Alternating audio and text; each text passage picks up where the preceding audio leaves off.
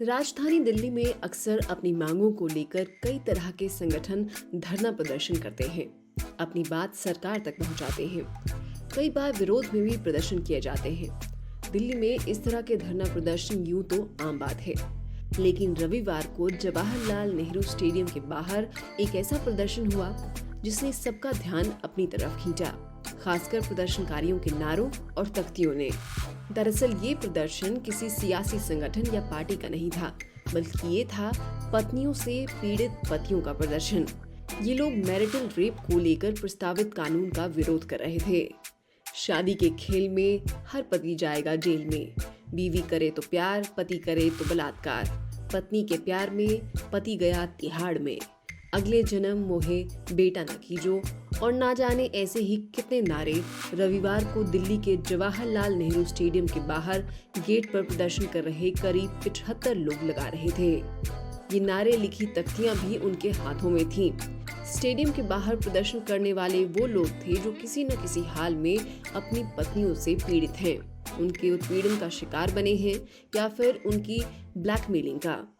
इन लोगों में कुछ लोग तो ऐसे थे जो कई साल से अपने बच्चों से भी नहीं मिले हैं, क्योंकि उनकी पत्नियों ने उन्हें घर से बाहर निकाल दिया है, और कुछ बच्चों को उनके पिता से भी मिलने की इजाजत नहीं देती हैं। कुछ पति ऐसे हैं कि वो अपना घर होते हुए भी किराए के मकानों में रहते हैं। दरअसल ये सारे पत्नी पीड़ित प्रदर्शनकारी मैरिटल रेप को लेकर प्रस्तावित कानून का विरोध करने के लिए वहां जमा हुए थे।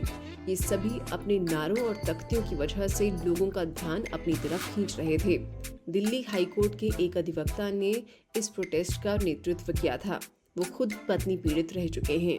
उन्होंने खुद शिकार बनने के बाद ऐसे लोगों की मदद करने का फैसला किया था जो पत्नी से पीड़ित हैं।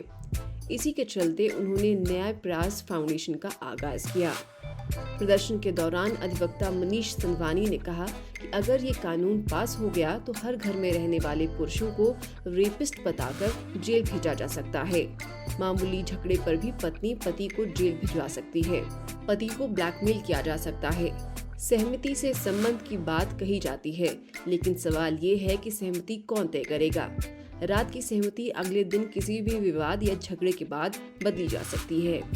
मनीष संधवानी का कहना था कि पहले से ही महिलाओं की सुरक्षा के नाम पर बने कानूनों का जमकर दुरुपयोग होता आया है, चाहे घरेलू हिंसा हो या दहेज उत्पीड़न या फिर यौन हिंसा। अधिकांश मामलों में महिलाएं इन कानून के नाम पर पति का उत्पीड़न करती आई हैं। ऐसे में अगर ये नया कानून भी पास हो गया तो महिलाओं को पुरुषों के खिलाफ मिसयूज करने के लिए एक और कानून मिल जाएगा।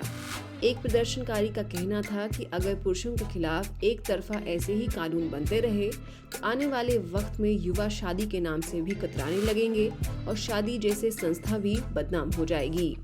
इस प्रदर्शनकारी का दावा है कि पत्नी के कारण वो पिछले 3 सालों से अपनी 6 साल की बेटी से नहीं मिल पाए हैं।